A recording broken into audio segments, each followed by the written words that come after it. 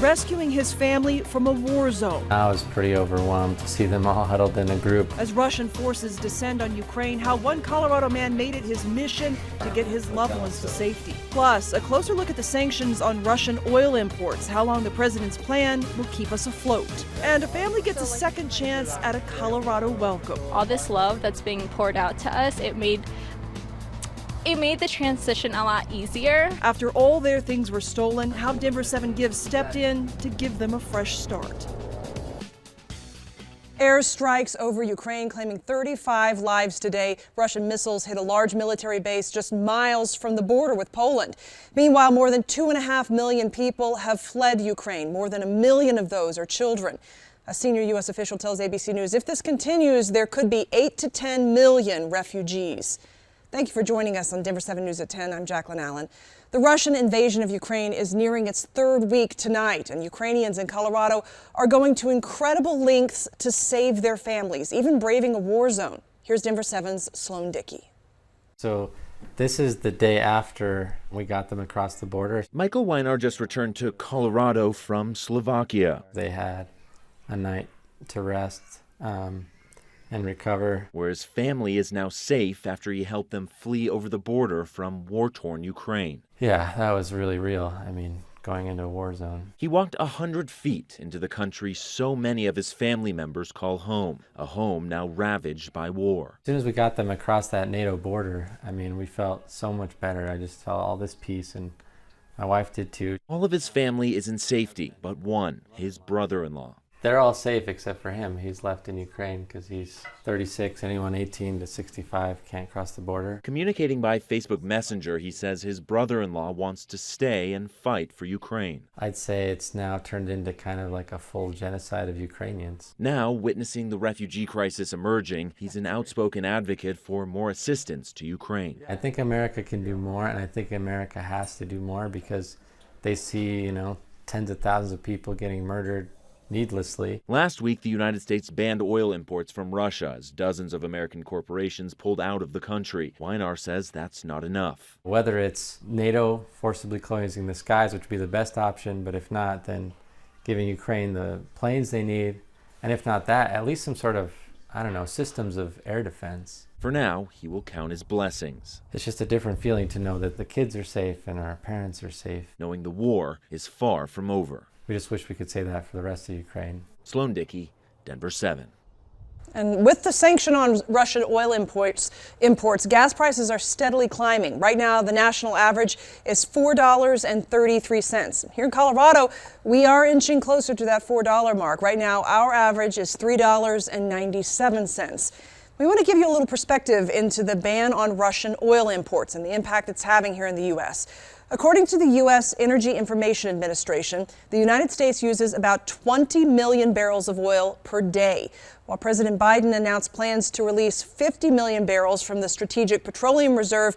That only covers about 3 days of consumption. Energy experts say most of Russian barrels can be replaced, but it would take 6 to 8 months at best. And there are several ways the United States can do this.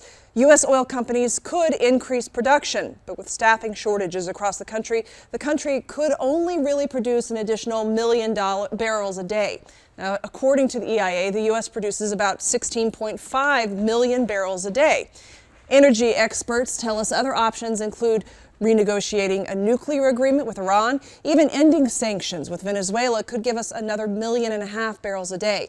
But no matter what route the president takes, it is going to take time. And yes, gas prices are up, but even when you're not driving, gas is going to cost you. Uber, for example, has announced a surcharge for rideshare and delivery. Rides will be up to 55 cents more and deliveries up to 45 cents more. That extra money going directly to drivers to help pay those additional gas prices. Those changes will be in place for at least the next 2 months. Developing tonight, Denver police are trying to piece together what happened after a call to a stabbing turned into a fire rescue.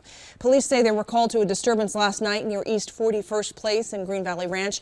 When they got there, one of the rooms upstairs, you can see here, it was on fire. Inside, they found a man who had been stabbed and rushed him to the hospital.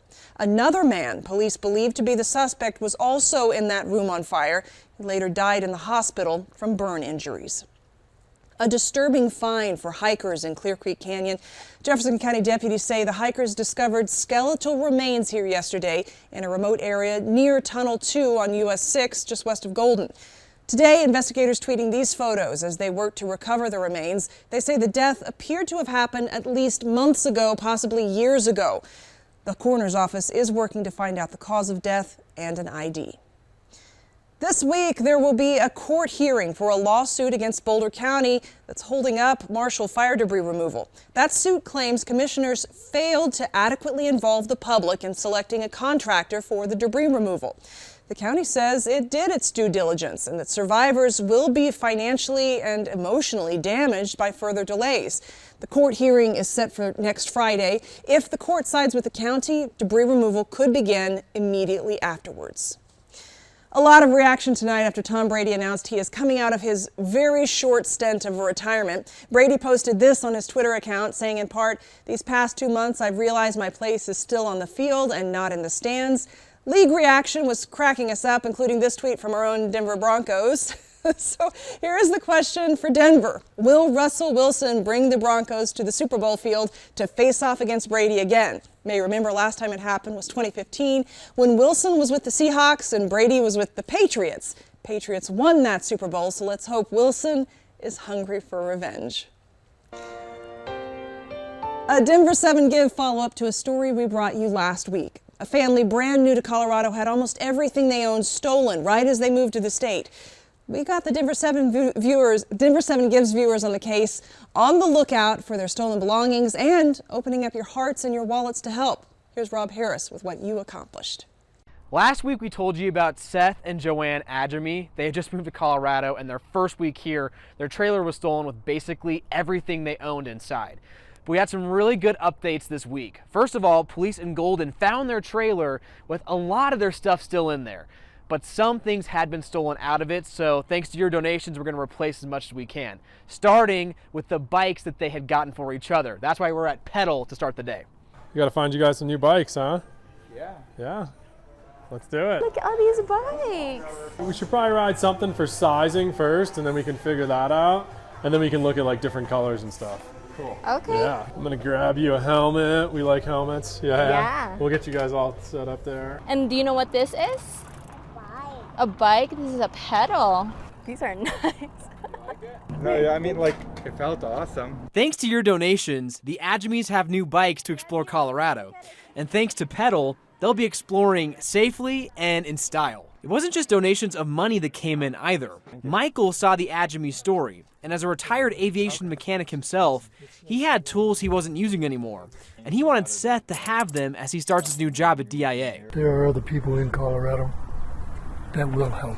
Through the donations of viewers, we got you the tools you needed to do your job, bikes, you guys can enjoy the Colorado outdoors, and then one last surprise, with all the donations, we want to pay next month's rent for you guys. So that way you can just enjoy the state, enjoy, exploring with your son, and hopefully, last time we talked last week, you said it wasn't quite the Colorado welcome you're hoping for. My hope is, last question, do you now feel welcome to Colorado?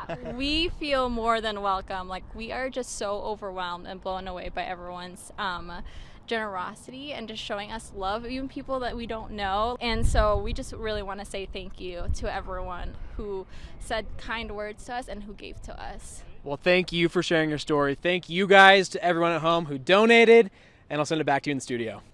So good to see those happy faces. We also want to thank everyone who donated. By the way, Seth says police actually tracked down the trailer thanks to a tip from a Denver 7 viewer who saw that first story. Driving kids home from school and caught in a drive-by. Next thing I felt was glass just kind of spraying me. A Denver mom's terrifying evidence of how close bullets came to hitting her 5-year-old, what she's doing about it now. And a job market that's good for workers and businesses alike if you know where to look. Plus, a lifeline for your pets. We haven't really risen to our responsibility to these animals who are completely dependent upon us for their well-being. What one Marshall fire survivor is working on to protect his neighbor's pets and yours in a disaster.